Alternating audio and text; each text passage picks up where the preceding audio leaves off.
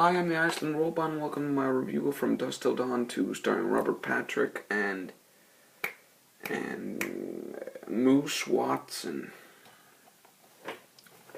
Now, the thing about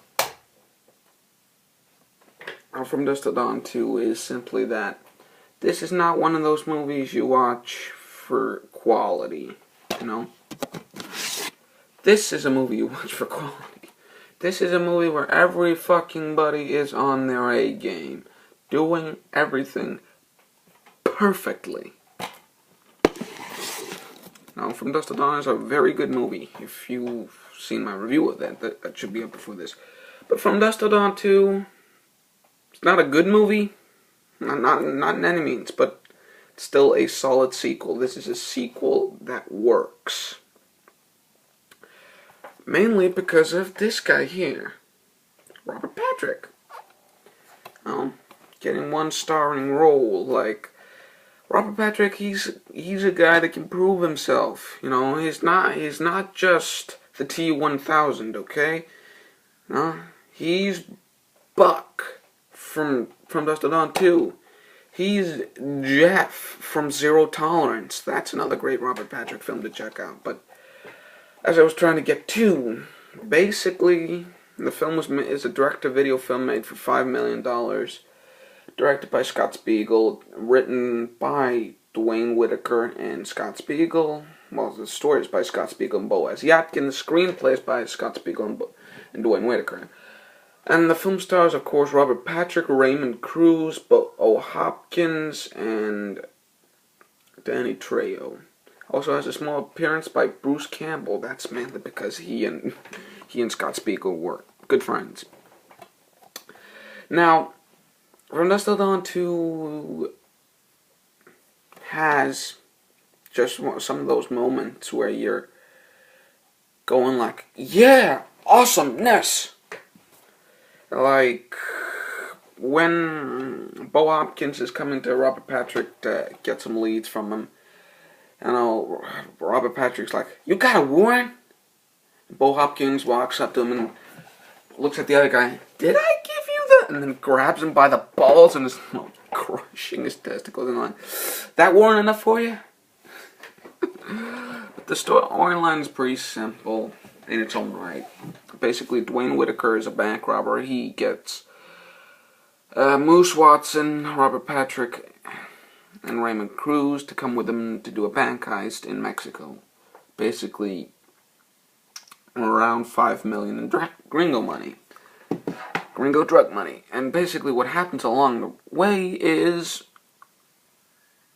that he basically gets his car, he hits a vampire, he shoots the vampire, he goes to the titty twister, where he meets Danny Trejo, and Danny Trejo gives him a lift.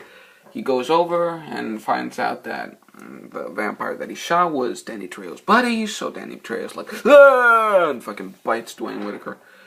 And basically, he's a vampire, and Robert Patrick and the guys are, you know, after assembling all the guys, like, this is just one moment of Robert Patrick badassness where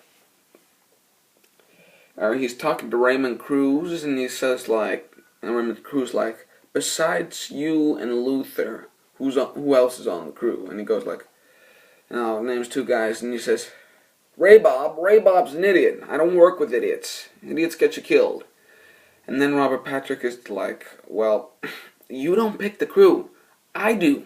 Don't like it? Fuck you. That's just awesome lines. And just to finish up the storyline, basically Dwayne Whitaker gets bit. He slowly turns everybody that's on the bank robbing crew except for Robert Patrick. Then Robert Patrick has to kick some ass. And basically, then it's a fight. Now, the film is short. It is around... Now, where's the fucking running time? Jesus! You're hiding 85 minutes, basically an hour and 25 minutes. And it has its moments, like there's this sequence where Robert Patrick and the others are watching a porno, and Raymond Cruz is like, this movie is very low quality. And one of the other guys is like, doesn't look so bad to me. And Raymond Cruz is like, there's no story. I like it when, and you know, there's an attempt at telling a story, and then Robert Patrick's like, it's a fuck movie. I don't watch a fuck movie to see the story. I watch a fuck movie to see the fucking. And then Moose Watson is like, oh, I gotta side with Jesus on this one. I personally like an attempt at telling the story. And one other problem I have with this film is we've been watching for a half hour or so, and there hasn't been no ass fucking. Just a run-of-the-mill, lay-down guy. Bunch of guys watching a porno together. And then another fun moment is where they're getting into the hotel, and this Mexican babe walks by, and Moose Watson is like, hey baby, el fucko.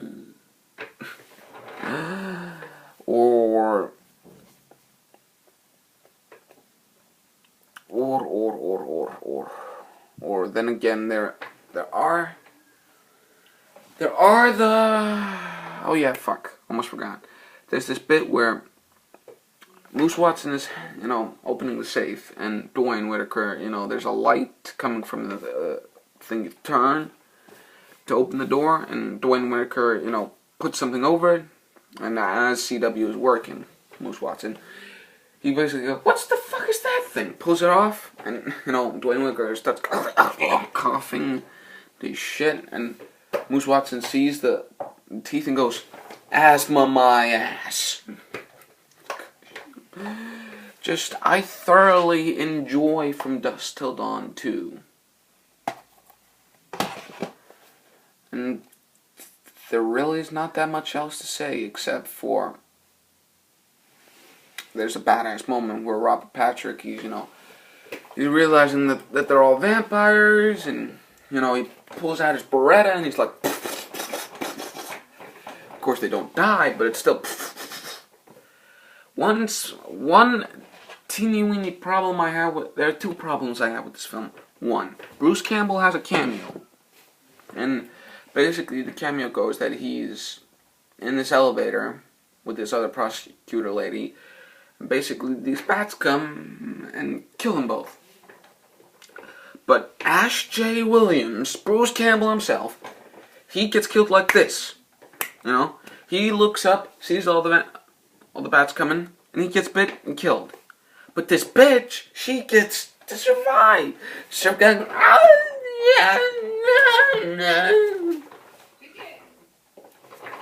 ég að taka upp í góðan að bænum.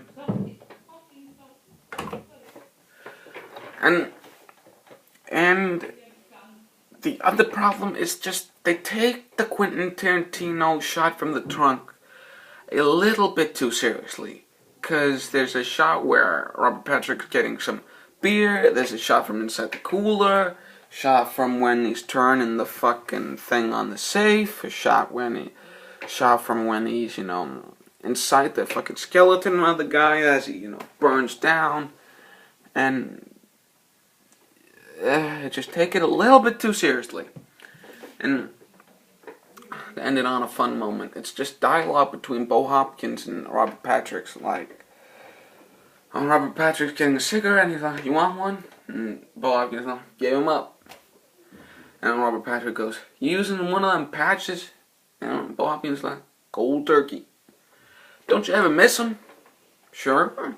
After a good cup of coffee, a good meal, good hard fuck. And then Robert Patrick just, you know, runs away. On the ending lines going,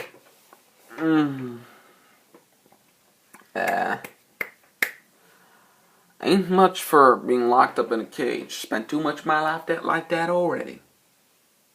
Anyway, thank you for watching my review of From Dusk Till Dawn 2. I will see you later.